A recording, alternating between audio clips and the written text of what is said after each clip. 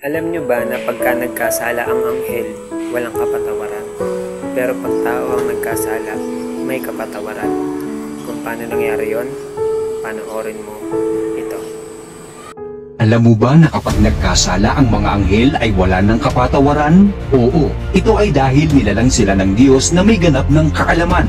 Dahil dito, kapag sila ay nagkasala, maghihintay na lamang sila ng kaparusahan. Hindi katulad nating mga tao. Bagamat may kakayahan tayong makilala ang tama at mali, ay limitado pa rin ang ating pagkaunawa. Ito ang dahilan. Kaya laging nagbibigay ng pagkakataon ang Diyos na tayo ay magsisi, magbago at ganap na tumalikod sa ating mga kasalanan. Gusto kong maunawaan mo na ang pagiging tao ay isang regalo. Ito ay isang malaking biyaya. Ito ay isang paalaala na huwag mo sanang sasayangin ang pagkakataon na ibinibigay sa iyo ng Diyos. At dahil sobrang mahal tayo ng Diyos, marapat lamang na lumakad tayo at mamuhay ayon sa kanyang kalooban.